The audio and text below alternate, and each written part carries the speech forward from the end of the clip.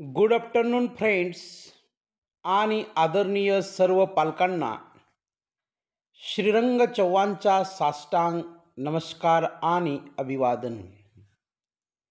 बऱ्याच वेळा आपण बोलताना बोलतो, माझ्याकडे गाडी बैल नाही, माझ्याकडे सायकल नाही, माझ्याकडे पुस्तके नाहीत, माझ्याकडे वह्या नाहीत, माझ्याकडे पेन नाहीत, माझ्याकडे पेन न होते. आता वाक्य बदललं मी, लक्षात घ्या.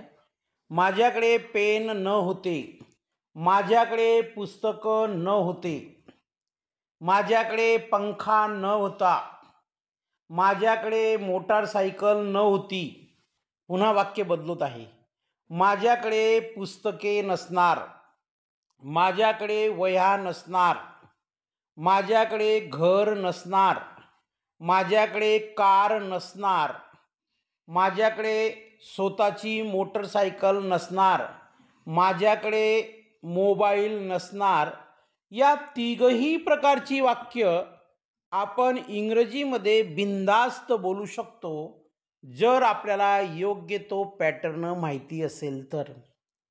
आपण बऱ्याच वेळा आपल्या मित्राने आपल्याकडून काही मागितलं, एक मित्र जर दुसऱ्या मित्राला म्हणाला, मला पुस्तक दे अभ्यास करण्यासाठी, तर आपण म्हणू शकतो, माझ्याकडे पुस्तक नाही. जर मला कुणी विचारलं, मला थोडेफार पैसे द्या, तर आपण म्हणू शकतो, माझ्याकडे पैसे नाहीत, किंवा माझ्याकडे पैसे न होते, किंवा माझ्याकडे पैसे नसणार. तर अशा प्रकारची वाक्ये जर आपल्याला बिनधास्त आणि ठामपणे इंग्रजीमध्ये बोलायची असतील, तर फक्त आणि फक्त, काय म्हणत आहे मी, फक्त आणि फक्त 3 पॅटर्ननुसार, मी तयार केलेल्या 3 पॅटर्ननुसार तुम्ही इंग्रजी बोलू शकतात. अशा प्रकारचे वाक्य बोलू शकतात आणि ह्याच प्रकारची वाक्य लाखोच्या संख्येने बनवू शकतात. आपल्याला विश्वास नसेल तर व्हिडिओ पूर्ण बघा. सुरुवातीला आपल्याला आय घ्यायचं आहे, आय नंतर हॅव नो घ्यायचं आहे आणि त्याच्यानंतर उर्वरित शब्द घ्यायचे आहेत. आता हॅव नो म्हणजे माझ्याकडे नाही, लक्षात घ्या.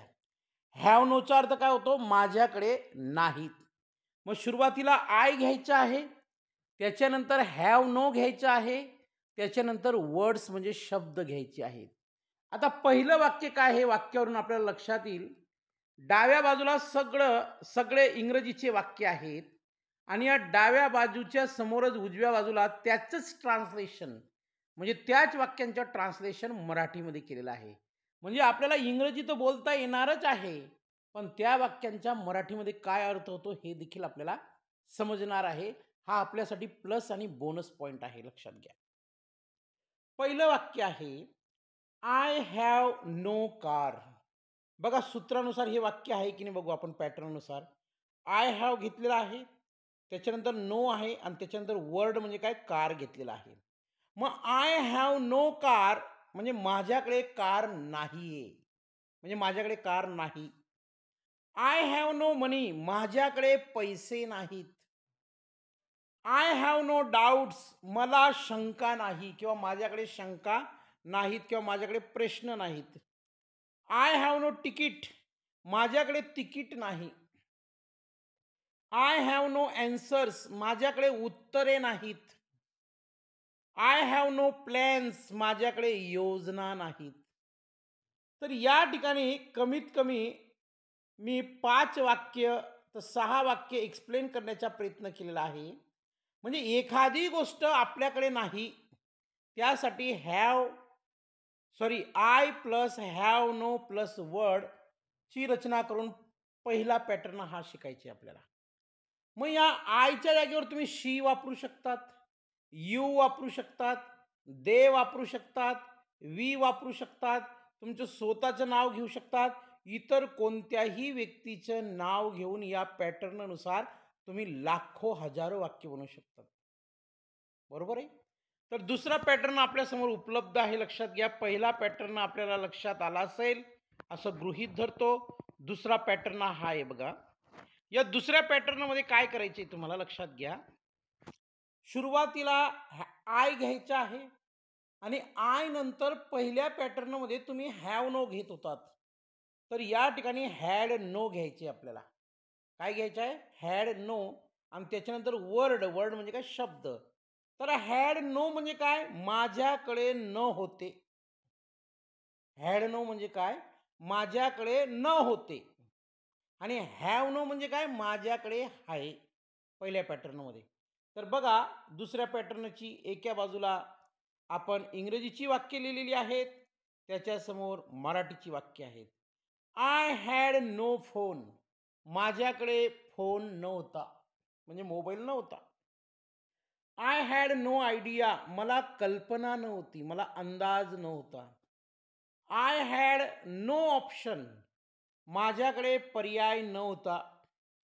I had no sleep. मला झोप नव्हती, म्हणजे मला झोप लागत नव्हती. I had no book. माझ्याकडे पुस्तकं नव्हती, त्यामुळे मी अभ्यास करू शकलो नाही. आय हॅड नो की. माझ्याकडे किल्ली नव्हती, त्यामुळे माझ्या घराचं कुलूप मी उघडू शकलो नाही. आय हॅड नो की. राईट. तर ह्या प्रकारची वाक्य देखील दुसऱ्या पॅटर्ननुसार आपण बोलू शकतात. आणि तो दुसरा पॅटर्न काय आहे लक्षात घ्या. I plus had no plus words. आणि पहिल्या पॅटर्नमध्ये काय शिकवलं मी? I plus have no plus words. मग आपल्या या 3 पॅटर्नच्या मदतीने लाखो वाक्य बनवून दाखवायची आहेत, लाखो वाक्य बोलायची आहेत. तिसरा पॅटर्न आपल्या समोर आहे बघा. हा तिसरा पॅटर्न आहे. या तिसऱ्या पॅटर्नमध्ये काय करायचे तुम्हाला? सुरुवातीला आय घ्यायचं आहे. आय नंतर विल हॅव नो घ्यायचं आहे आणि त्याच्यानंतर उर्वरित वर्ड्स म्हणजे शब्द घ्यायचे आहेत. आता विल हॅव नो म्हणजे काय? नसणार. माझ्याकडे नसणार या अर्थाने. बघा पहिलं वाक्य आहे. I will have no time. माझ्याकडे वेळ नसेल, म्हणजे माझ्याकडे वेळ नसणार असं त्याचा अर्थ आहे. माझ्याकडे वेळ नसेल. आपले वडील सांगतात की अमुक अमुक काम संध्याकाळपर्यंत तू करून ठेवजो. तर मुलगा काय उत्तर देतो वडिलांना? I will have no time. माझ्याकडे वेळ नसेल, मी करू शकत नाही ते काम. I will have no time. माझ्याकडे वेळ नसेल. I will have no stress. माझ्यावर ताण नसेल. I will have no problem.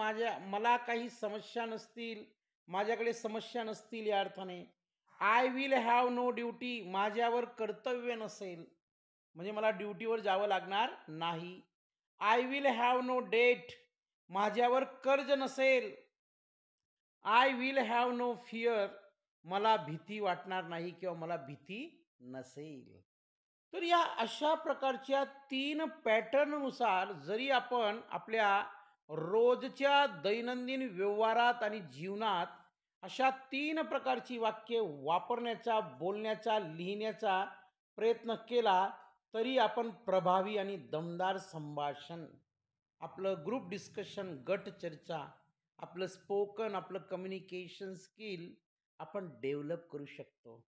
Video आपल्याला निश्चित आवडला असेल, याच्यात दुमत नाही. तर सगळ्यांना पुन्हा एकदा थँक यू व्हेरी मच. धन्यवाद. Nice to meet you. Nice to talk you.